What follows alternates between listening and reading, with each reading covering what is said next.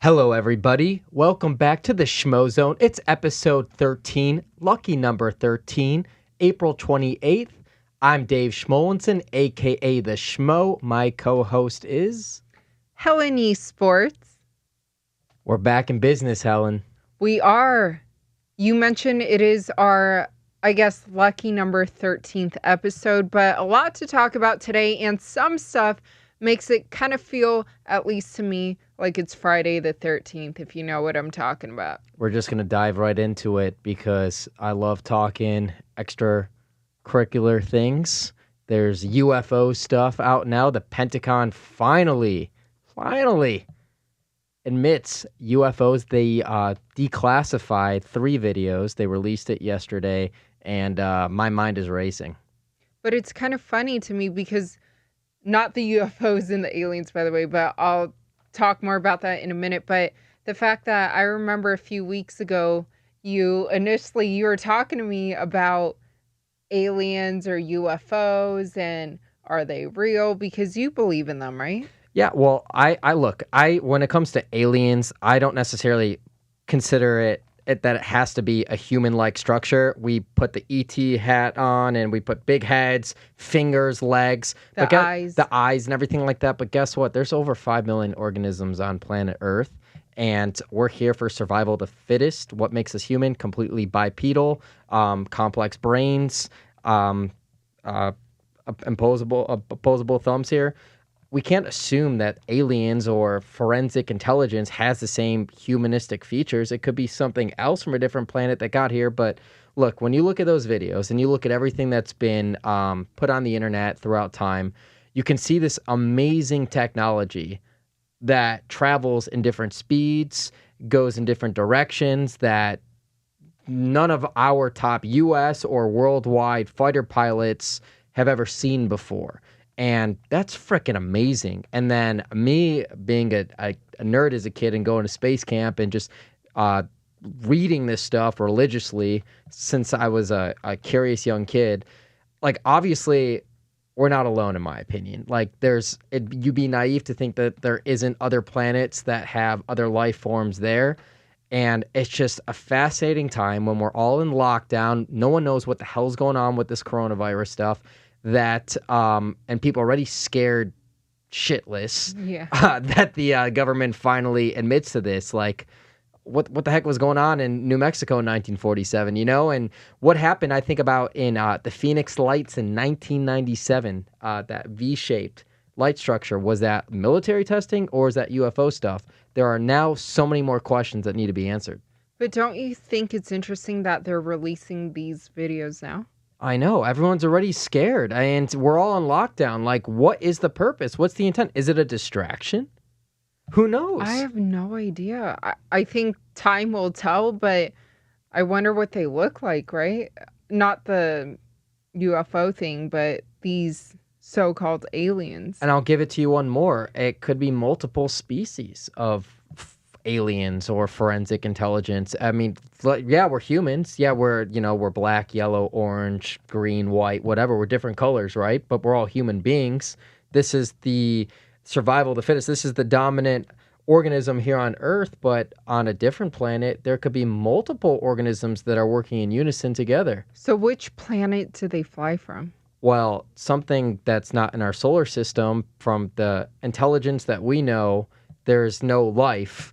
And the 9 planets, is Pluto still a planet? The 8 planets, 9 planets. I think it was, and it wasn't. Was it? Now it is again. So the 9 planets in our solar system, like, from what we know, there's no life within our solar system. But space, I say this a lot, it's infinite. It's beyond human comprehension. Nobody knows exactly how big this thing is. No man or woman has gone up there and traveled around this whole thing. We don't even have the technology to know how big it is. So we'd be naive to think there aren't other Earth-like planets, and they're finding evidence of this throughout time, that there are other Earth-like planets out there somewhere, somehow, and maybe it's from there, maybe it's not, who knows?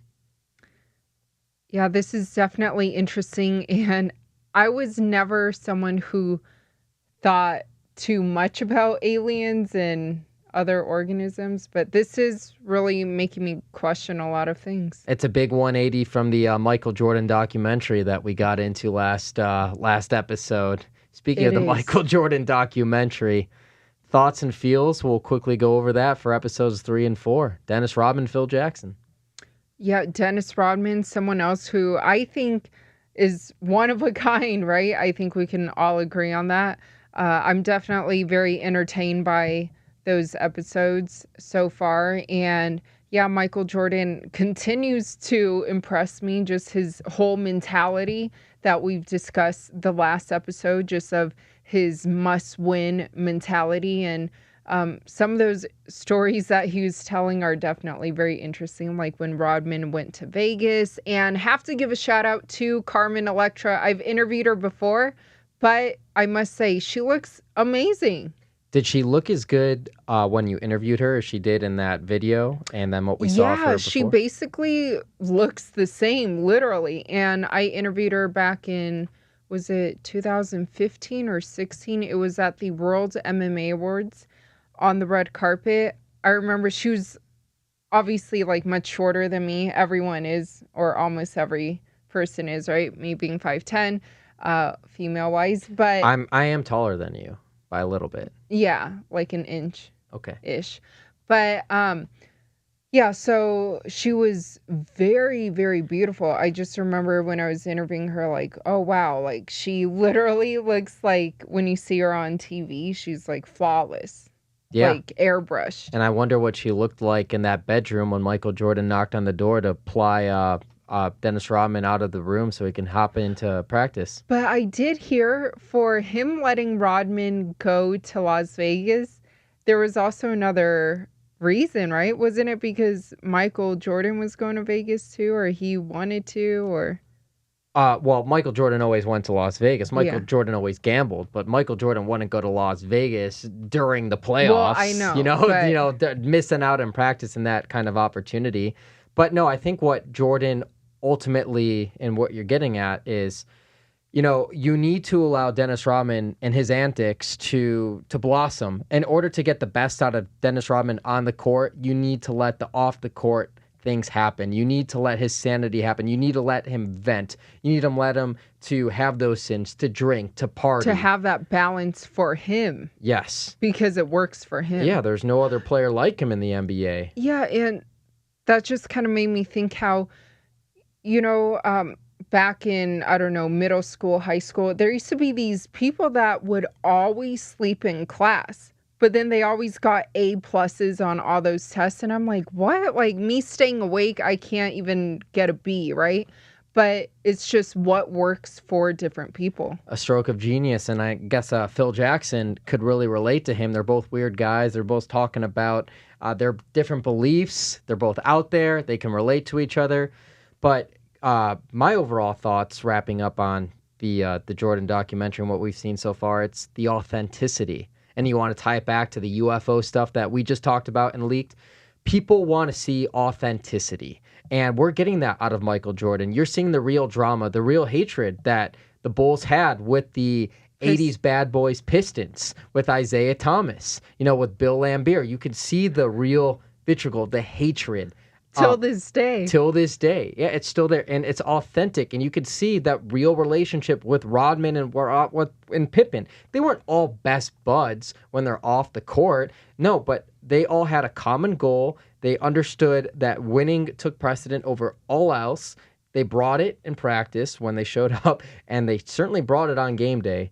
And that's why they were so successful. But people are seeing the authenticity, the authentic side of all of this. And I just think that's what we need more of in this world, from everybody, from our leaders, top down, through our sports, through everything. People want to see the real emotion, the real thing that's going on.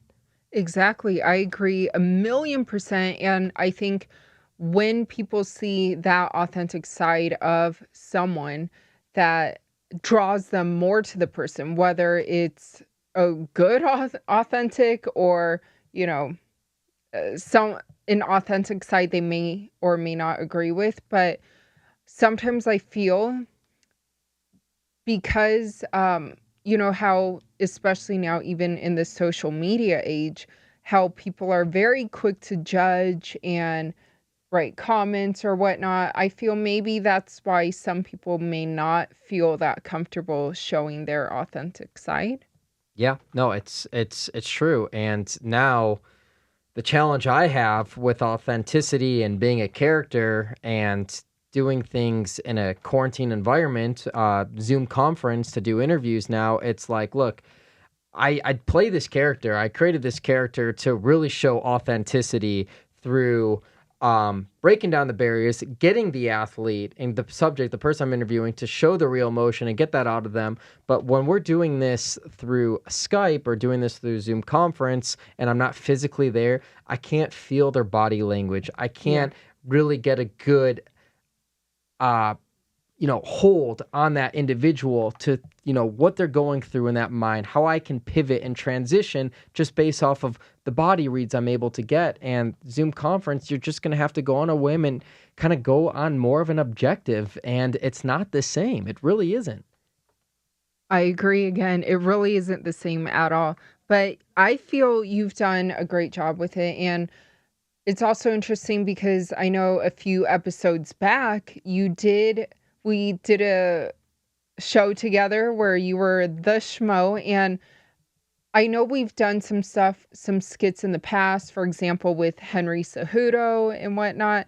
But you like interviewed me. It was like we both kind of interviewed each other in a way. And you're right. Like, I understand what those athletes feel like why they feel so comfortable, because I think you, as the Schmo, I mean, of course, I'm biased as well. Like, of course, as David, you bring out the best in me, but I can see where, from an interview standpoint, as the Schmo, you brought out the best in me and made me feel very comfortable. Yeah, I just think I appreciate that. And you're very talented, and I think everybody needs a little kick in the ass, one way or another. We all need a jolt. Like I'm always a real person. We took this a week off essentially. Our guests, Artem Lobov and Amir Khan, amazing interviews. And during the best situation possible. We Yeah. both did these Zoom conference styles. You interview Amir Khan, I interviewed Artem Lobov, the GOAT.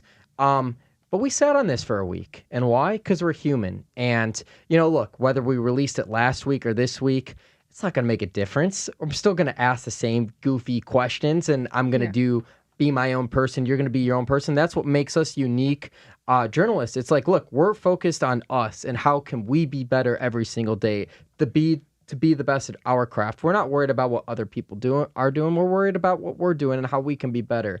And, we sat on this for a week, and we both needed it. We exercised, we cleared our minds, we wrote things down, we've been taking long walks, and every one of us is human. It's Yes. okay to do that. It's okay to do that. And so I just want to be transparent to everybody that, hey, I needed this past week to regroup, to refocus, and guess what? I'm here. I'm here today. I'm jolly. I'm as happy as ever. There will be MMA fights again. There's going to be sports Yay. again. Life will return back to some level of normalcy. Who knows what it will look like after this coronavirus? But hey, we're still living, we're still breathing, and life will go on. And that's the most important thing. Yes, and I'm very happy to hear that you're feeling a lot better, as am I. I can definitely relate where this past week, yeah, there's some bad days and good days, and some days you wake up, it's automatically a better day than the day before, right?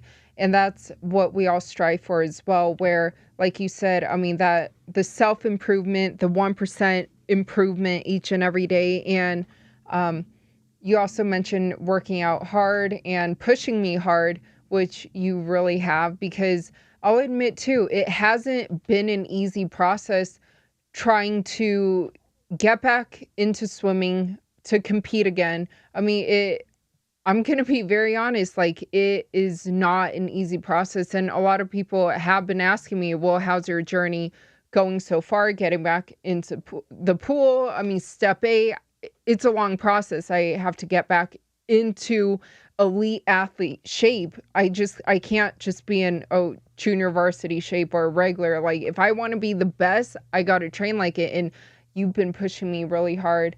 And I definitely appreciate it and I feel it. Thank you. Thank you. Well, to reiterate some of those points too, it's like people just see the success. People just see I've seen memes before and pictures about what an iceberg really looks like. Like you get just the tip at the surface and then meters deep, it's the real structure of the iceberg. People don't see all of the success. Like I've compared it to being a duck, you look all calm on the surface too and you're flutter kicking ferociously underneath the water. To get to where we are here today, where we can even have a podcast, where I could have had success and be a journalist as the Schmo and you building your brand with Helen Yee Sports, it took a lot of hard work, a lot of sleepless nights, a lot of self-doubt, and so many obstacles, countless obstacles that are only going to continue to come out over time as you and I continue to do this and we continue to get more success. But what really, really irks me more than anything is when people sit there and make all these different excuses as to why they can't do something or why they can't put the effort in and work hard. Not everybody has talent, but everybody can make up for that by hard work. And if you work hard enough and you have the passion, you want something, you can take it. Like countless times, you get this a lot too, and I'm seeing this all the time. I get musicians, people that reach out to me and just say, "Hey man, I love your stuff. I'm a music producer. I want to how about putting my music behind some of your Schmo videos?" And it's like, here's a link to all my stuff. It's like, look, why don't you take the initiative and why don't you take some of my stuff, you see it, take some of your music stuff and present some stuff to me rather than just hey, do some work, go research me and do all this stuff and go see if there's a good fit and put the position on my shoulders. If you want to collaborate and find unique ways to advance, be creative about it. Take some of my work, take some of your music, mash it up and put an idea inside my head to how to get somewhere. And same thing if you're 21 years old, 18 years old, you're graduating high school, you're still in high school, you're still in college, you're graduating college, and you're looking for an internship, looking for a job. Stand out. Do something unique. Just not say, "Hey, is there a position open for me?" Look, man, there's hundreds and thousands of times where I've reached out to people that have never gotten responses for it. You have to be unique. You can't take anything personally, and you just have to go for it. Grab someone's attention. Do something. We live one life.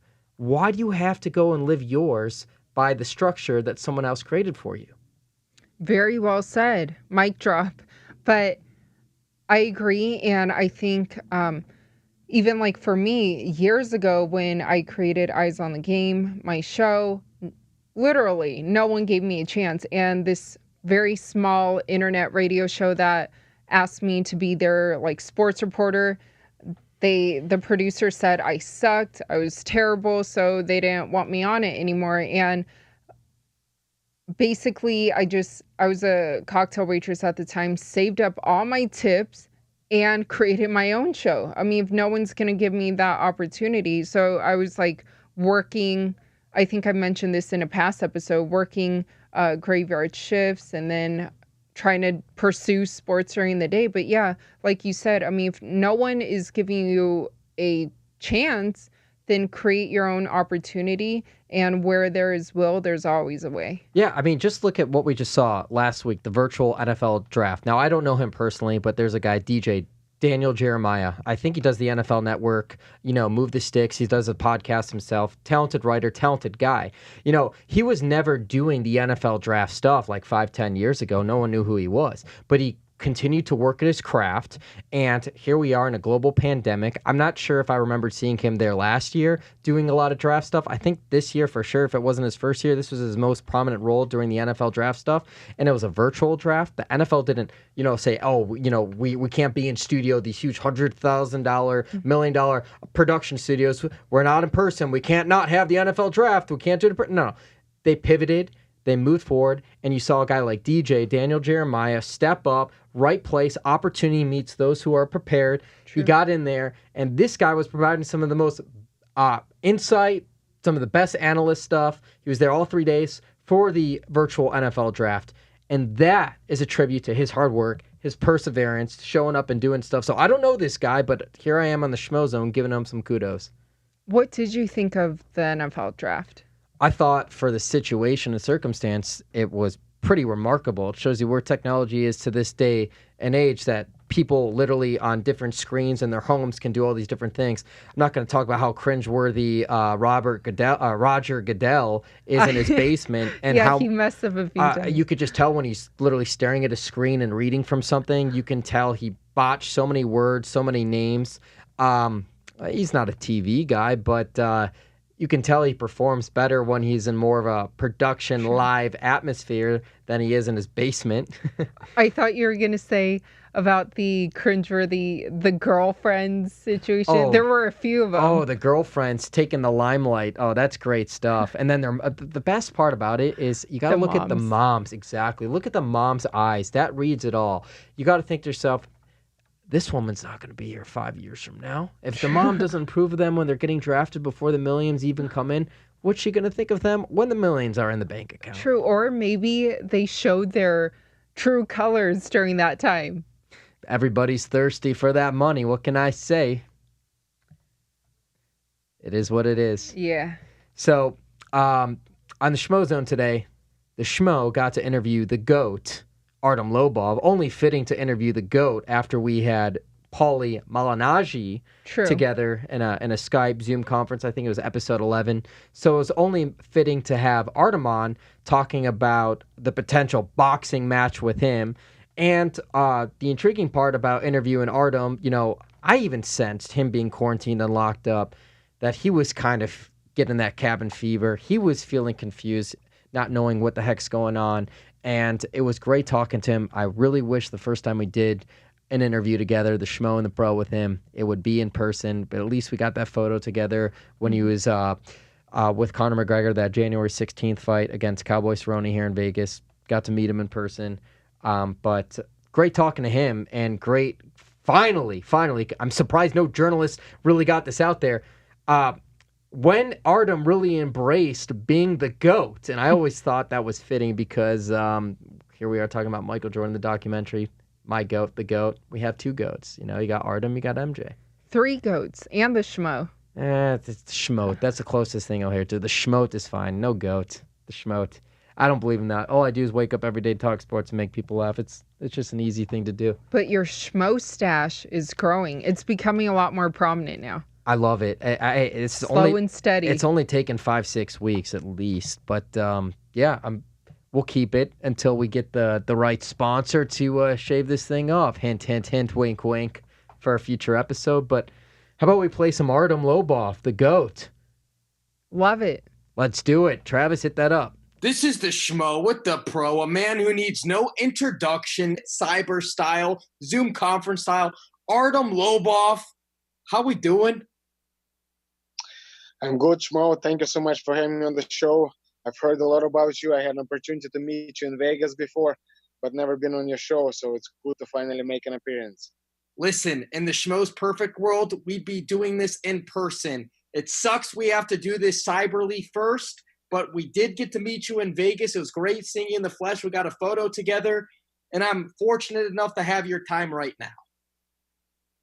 Sounds good. Yeah, I know. We will get to do it in person one day, I hope. I hope so, too, especially because last week we had Paulie Malignaggi on, and we figured it's only right to have you on this week. Of course. So there was a boxing conversation with you two going back at it, but in a boxing ring he was offered in December. He didn't take it seriously. How serious are you for boxing, Paulie Malignaggi? Well, I wanted to make a boxing debut for a long time now. I've tried to get a boxing license about 5 years ago originally, maybe even more at this stage. And it was an issue at the time because the commission had told me that if I was to get a boxing license, I would have to stop doing MMA. They wanted me fully committed to boxing, which of course was a deal breaker for me at the time. Now a lot of time has passed since then. Obviously Conor has fought Floyd, and MMA is in a different place than it was 6 years ago. So I would be able to do both of them at the same time simultaneously. So it's definitely something that I would love to do. If it's against Paulie, great. If it's against anyone else, I don't really care. But of course I'm at a stage where the offer has to make sense. Other than that, I'm good to go. That's right, because you're a free agent. In a perfect world, in a perfect Artem Lobov world, would you get into bare knuckle or boxing or MMA as your first fight back in combat sports? In the perfect world, I'd have all three. That would be in the perfect world. I want to compete in all of those disciplines. MMA, of course, I've taken a year break. It's been actually a year and a half at this stage. This is my bread and butter. It's something that I really enjoy, and this is where I came from. I'm definitely not leaving that behind. Bare knuckle has been a new game for me, but as you've seen, it's been something I was quite successful at. It's helped me a lot in terms of promoting myself financially, you name it. So definitely not gonna say goodbye to that sport anytime soon. And as I already mentioned, boxing. Why not? To me, why wouldn't I fight in a boxing fight? If I'm someone that comes from MMA, somebody that competed in bare knuckle boxing, I'm used to getting kicked, with the shin, getting elbowed in the face when you're on the floor and head has nowhere to bounce. Why should I be afraid of a boxing fight? To me, it's a no-brainer. If the money was right, if the offer was good, I'd love to try myself at the boxing.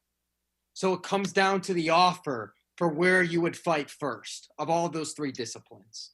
100%. Yeah. At this stage, there was time for me when it was time to earn your reputation. I always say that first you work for your reputation, and then your reputation works for you.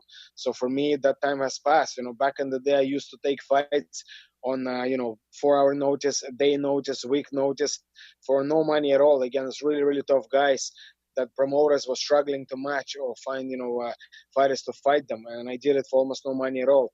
This was my earning my reputation stage, and I took more risks than most other fighters out there. Certainly more risk than any boxer out there, that's for sure, because all the boxers are padded records. There's no question about that. So now I'm at a point where it's time for the reputation, to provide for me. Now it's time to cash in on that, on all that risk that I was taking, all the risk, in terms of physical risk, getting an injury, serious injury in all those tough fights. Also, my record was put on the line, so there was a lot of risks that I took. So now it's time to see the fruits of my labor, and it has been so. Last year, financially wise, has been incredible for me, but I would like to keep that going. This year was looking to be even better for me, but then of course Corona had other plans, and here we are, hoping to get through this and get back to normality. Get the best of both of us, of all of us. What does an Artem Lobov quarantine workout look like? What does that entail? Yeah, I'm going to be honest with you, Schmo. My workouts haven't been great. It's when you're in a world like this, you don't know when we're coming back. It's so hard to find motivation. I've been trying to do some little home workouts. Some more like a pump than anything. Like push-ups, squats, that type of thing. But it's nowhere near the level that it needs to be for a professional athlete in order to compete. So of course, when this is all over, I have to go back into a proper camp and do proper training. And to be honest, as I will see that this is slowing down and we're getting towards normality, I will start proper workouts at home. But now it's just so hard to find motivation when you don't know what the fuck is going to happen. I'm reading reports online, people saying the fights will not return till 2021. So I'm like, it's just so demotivating and depressing. Even I find it hard, I have to be honest. My workouts have not been that great. Understood. The Schmo's a Chicago guy. Universally, when we hear the word GOAT, we think Michael Jordan. They have the documentary. But a lot of people start calling you, Artem, the GOAT. Wanted to get your thoughts on that nickname. When was the first time you've heard that nickname? And now, have you universally accepted, Artem, that you are the GOAT? Well, the first time I heard it, I couldn't really tell you. It was after the Ultimate Fighter anyways, sometime after the Ultimate Fighter, but I'm not sure exactly when. And as I've accepted, to be honest, I don't mind. I love humor. I consider I have a decent sense of humor. I love having a laugh, and especially when it's really funny. There's been some memes out there and some jokes that people have made in terms of this GOAT thing that were really, really funny. Sometimes when people just say it stupidly, yeah, it's just don't bore me with that shit. Not that I hate it, just whatever. But when it's really funny, yeah, I have a good laugh out of it, and why not? If it makes people laugh, helps them get through their day or whatever, adds a bit of positivity, why the fuck not? It certainly doesn't hurt me in any way. People can say whatever they want out there. It doesn't affect my life in any way, shape, or form. And if anything, this GO thing has actually helped me career-wise. Anytime there's a fight offer and I accept or whatever, this GOAT army seems to, get right behind me and give me a huge, push on the social media. And by doing so, they have pushed my salaries, quite high up into the six figures. I mean, there's very few fighters out there across all combat sports that can say that they make a good living out of this life. And I'm one of them. And this GOAT thing is a big reason for it. So the GOAT brought you six-figure paydays. That's it. That's right. We say, why not? Look above the Schmo. It's all about laughs, man. Why not? It doesn't matter what they're saying as long as they're talking about you, because that creates more money in your bank account. There you go. You said it, Schmo. If the Schmo said it, then it's so. Of course. Now let's talk about your teammate, the famous guy, Conor McGregor. Now, Dana White's been outspoken about bringing the UFC back in May if he can get it done here. No one knows what's going on with coronavirus, but he's outspoken about getting fights back, having something every week. A guy, Justin Gaethje, they brought his name up, fighting Tony Ferguson because Khabib has to pull out. He's got holidays, he's got religious obligations, but they're talking about Justin Gaethje, Ferguson. What fight makes sense for Conor McGregor the next time, whenever that will be, for his return inside the octagon? I mean, well, to be honest, now with Tony and Gaethje busy, with each other, let's be honest, that's going to be an absolute war. They're going to need a year to recover from that. So, Khabib can fight Conor, you know what I mean? Why not? Do that rematch now. I mean, yes, there was Tony was next in line. No one's denied that. He has earned his rightful spot, but the fight didn't happen again. So what are you going to do? This was, the fifth time around. And like I said, that fight is going to be crazy, Gaethje versus Tony. So, why not just do Conor versus Khabib? I certainly would love to see that. Many fans out there want to see that. With everything Conor has done in his life, and he's definitely earned whatever fight he asks for, and definitely earned that rematch. So if you remember, he took that fight.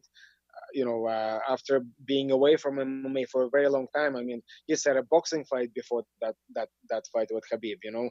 So he's earned his rematch, I feel. So let's see it again. Would it make sense for Conor to fight Justin Gaethje?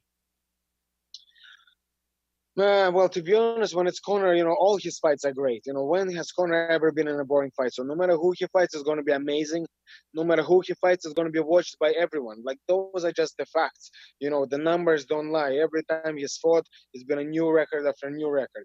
Him and Gaethje is going to be an incredible fight. But for me personally, it's not a fight that Conor needs. If he wanted to do it, yeah, of course, why the hell not?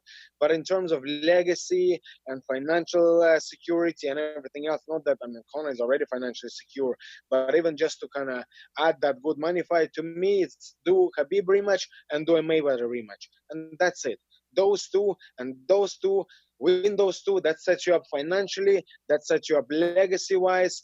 You'll have nothing else left to prove. If you, as an MMA fighter, cross over to boxing and defeat Mayweather, that's it. You know what I mean? That shuts every other boxer out there. And getting Khabib back, that just was personal, so that needs to be got back. That's it. Other than that, I don't see any more fights that are needed. You know what I mean? Of course, if they wanted, do them, but needed, no, I wouldn't say so. So no more fights needed at 170, especially a trilogy with Nate Diaz at 170, not needed. But you said Floyd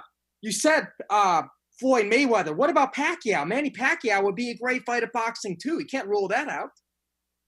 No, absolutely. That one, if Mayweather was not available, I would take that as the other, option. Pacquiao, 100% also a legend of the sport, and yes, that would be good. But why say Mayweather? Because obviously, I want Conor to get the rematch, and to be honest, just watching the fight and being in camp, I know he can get it done, and it's never been done before, and there's no better man to do something for the first time than Conor. He's how many firsts has he had? A million at this stage. So I would love for him to get that one back. But of course, if not, then Khabib and Manny, and that's it. What was more challenging for you, doing the bare knuckle or doing MMA? Where did you feel the most nerves, if any at all? Both was challenging, not in terms of nerves. In terms of nerves, both are the same. It's a contest where you're in front of a crowd. That's where the nerves come from. The nerves don't really come from the fight itself. The nerves come from the occasion. People being around and cheering you on and all this. But in terms of which one is harder as a sport, both present different sets of challenges. Bare knuckle, of course, the hands, there's a reason why we do have gloves.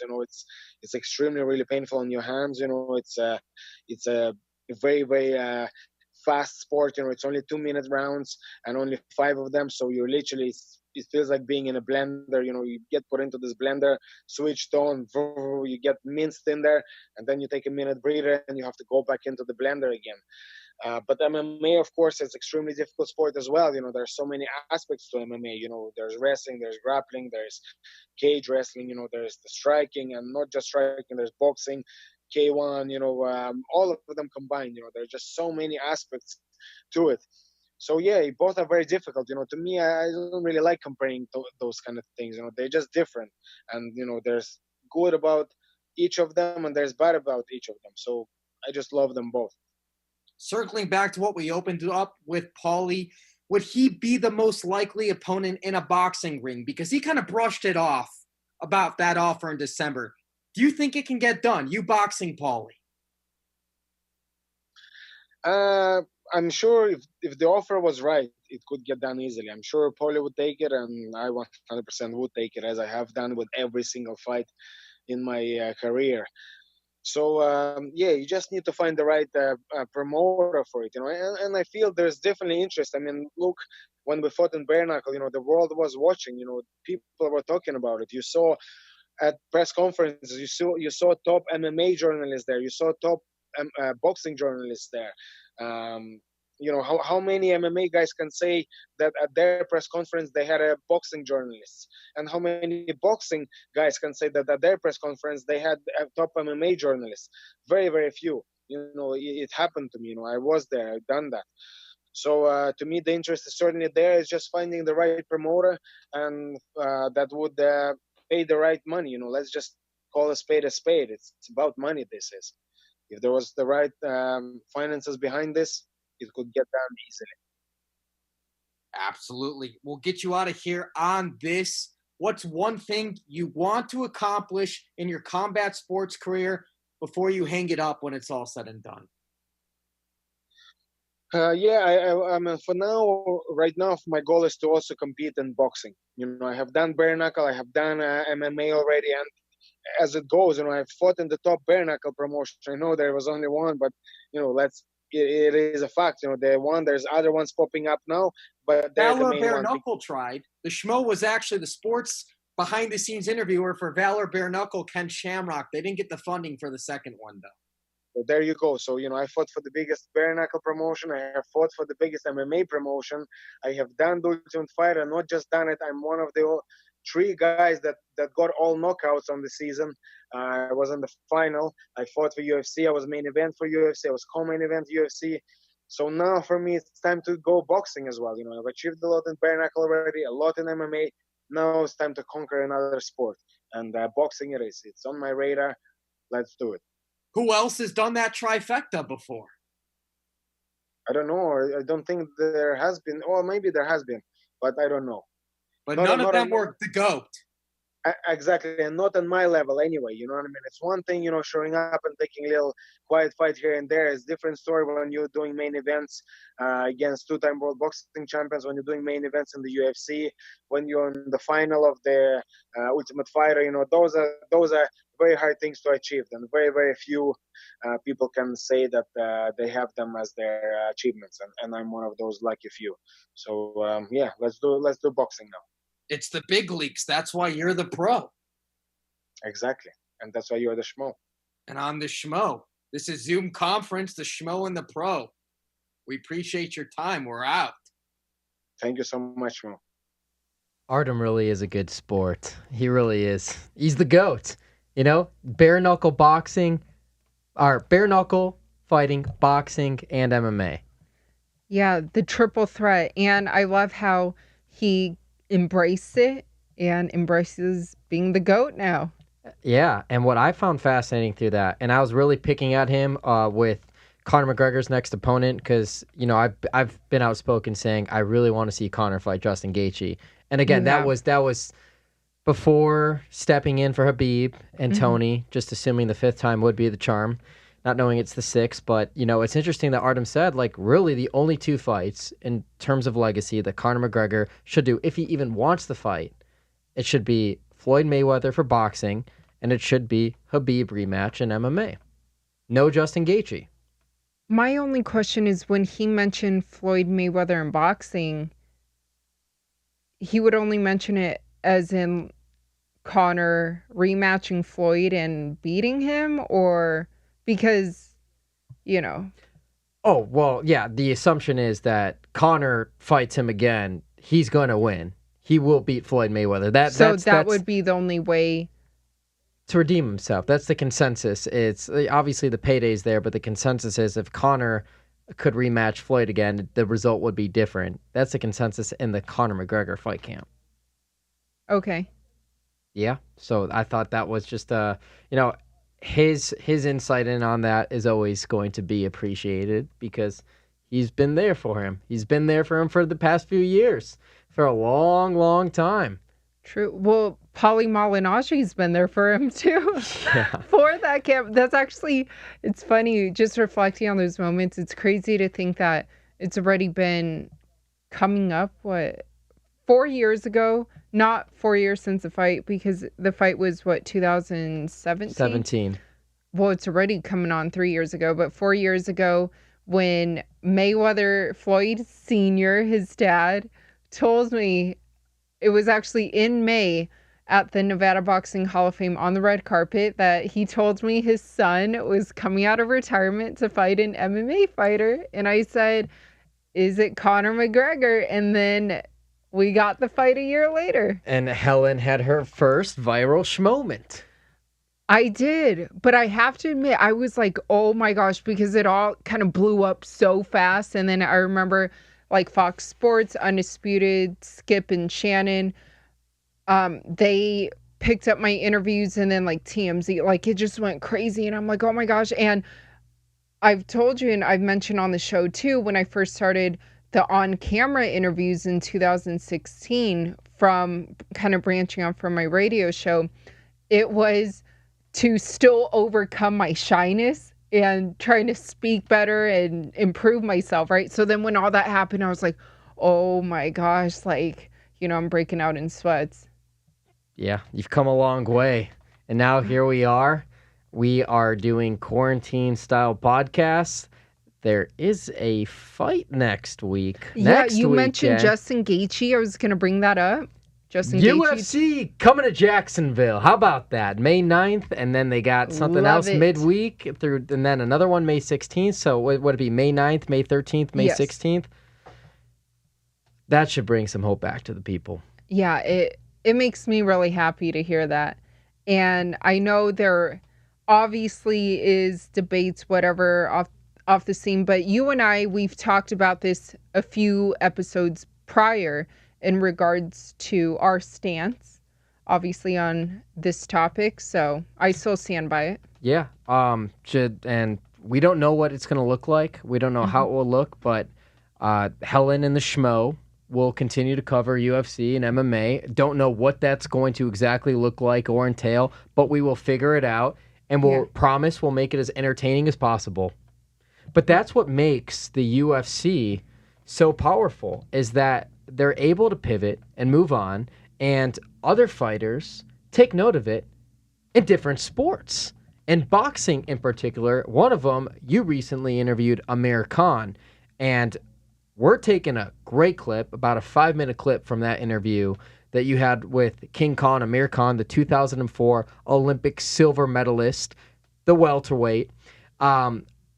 It's fascinating to get his perspective on where MMA is, their fan base, the UFC, and why they're successful, and what boxing needs to do to survive and pivot in the post-coronavirus days. Because if you want to be real, from a combat sports standpoint, boxing is a fantastic sport. And at one point in our country, in the United States of America, it was the most popular sport in the world before baseball. I mean, and then there was a time when baseball got popular, the Babe Ruth, the Lou Gehrig, and all the popular players, the Mickey Mantles. Boxing was still right then and there, you know. Boxing still had its stars. And then throughout time, our generations, the past decade, 2 decades, 3 decades, you've seen the popularity of boxing go down. The best athletes in our country playing different sports, playing football, playing basketball. And now, from a combat standpoint, some of the best athletes are now becoming MMA fighters and not boxers. Why is the popularity of boxing going down? I think it's interesting hearing that from Amir Khan's perspective. Yeah, me too, because you actually took the words right out of my mouth. When he was telling me that day during our interview, I was like, wow, he actually does make some good points. He gets it. Yeah, and he's a realist, because I know for a long time too, there's kind of this thing where, MMA versus boxing type of thing, whether it's, you know, the fan base or who's saying like which sport, quote, is better, right?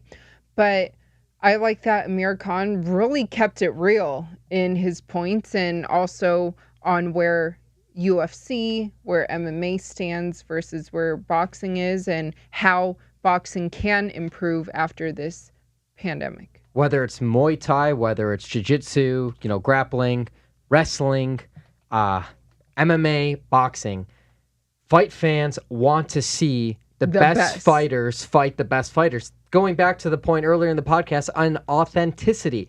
Authenticity is being transparent. It's let's get the best guys fighting the best guys. No tune-up fights. None of this because I can make, you know, this doing this, and then maybe 2 years down the line I can make more money fighting this guy. I don't want to lose now. I want to have a better record and pad up my record. So, I mean, none of that BS. I like what he had to say. Should we play it? Yes. Amir Khan.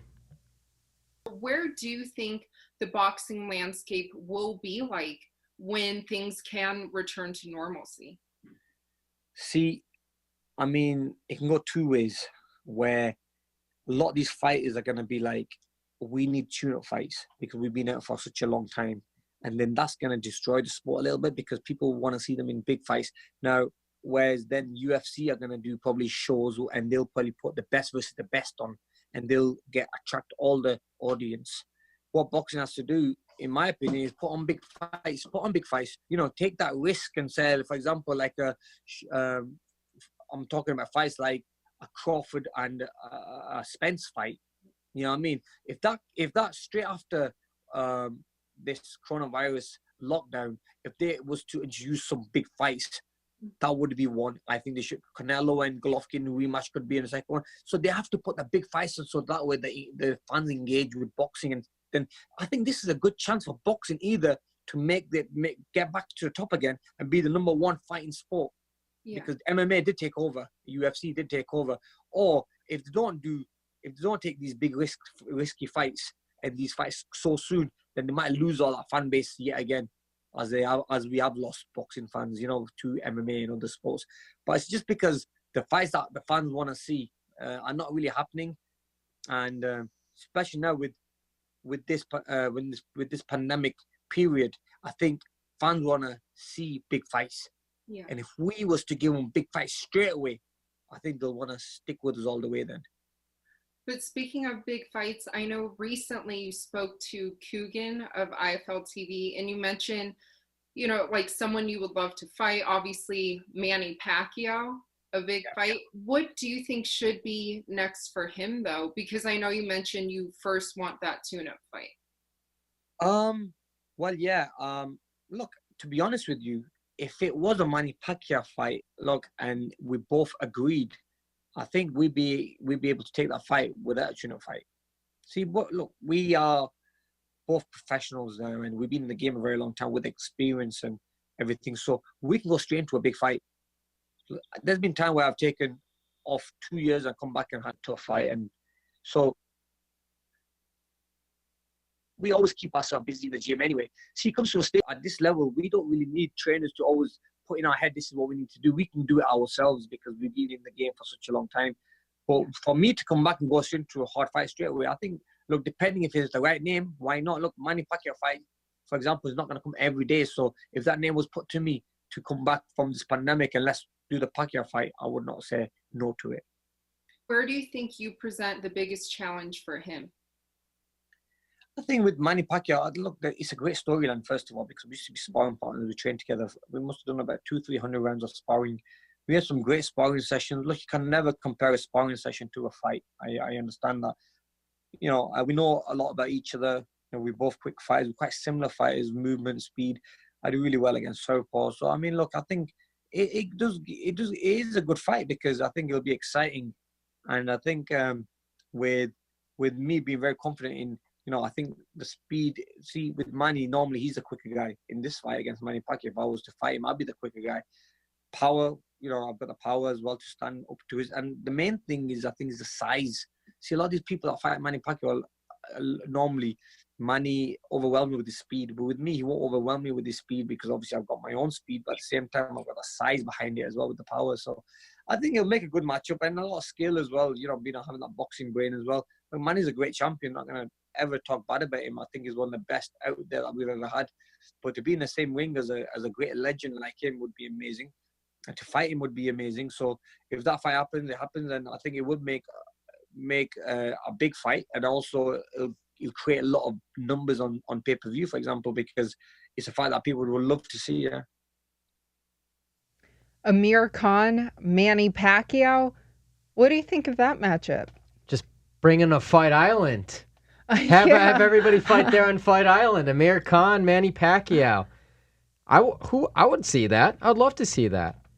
As I was sitting there watching, I was thinking to myself, man, it's been a year and a week since we were watching him fight against Terrence Crawford in Madison Square Garden, which was a week after April, my April event, UFC 236 in Atlanta, the press conference where I had my first viral moment. And then we were in New York. We watched him lose to Terrence Crawford. But Amir Khan, pretty big welterweight in this sport for a long time. I'd love to see him fight Pacquiao. Why not? Yeah, like you said, why not? But hasn't the Schmo trained with Manny Pacquiao before?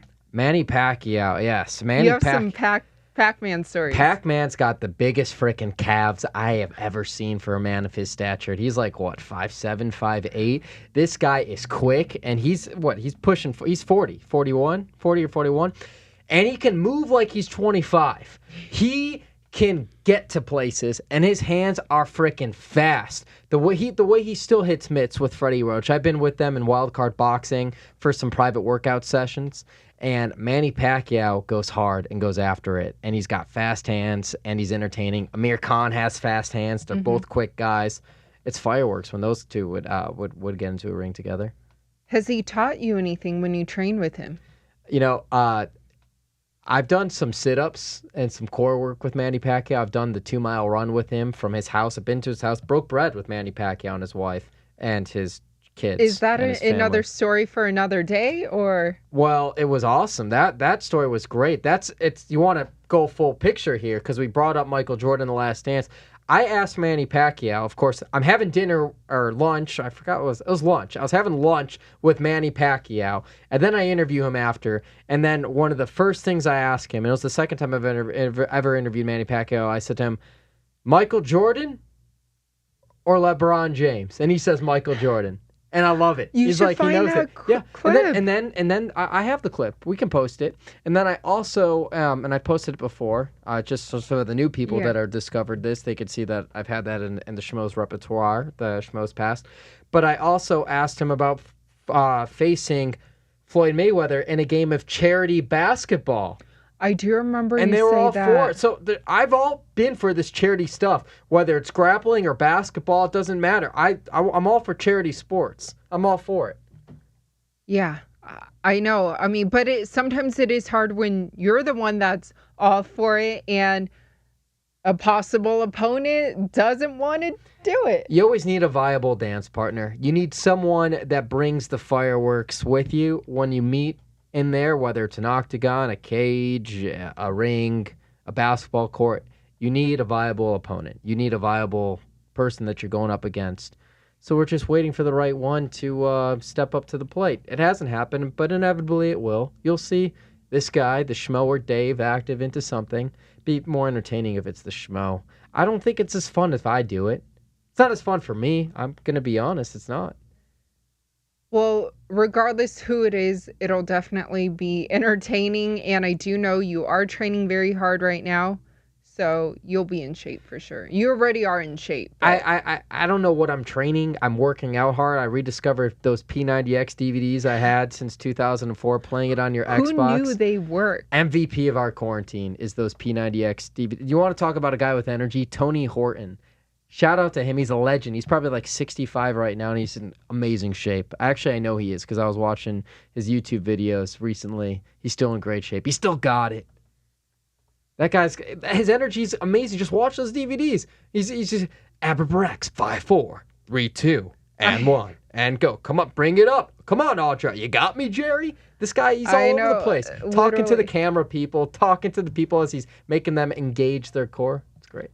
Every day, yeah. I'm excited for my plyometrics workout with them today. Plyometrics, jump training. Everybody needs this in this repertoire. You want to be a better hooper? You need plyometrics. I'm Tony Horton.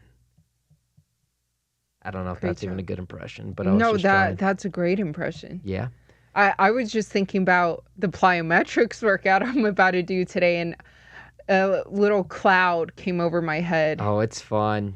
Just think about how much sweat's going to be dripping off of that fine body of yours.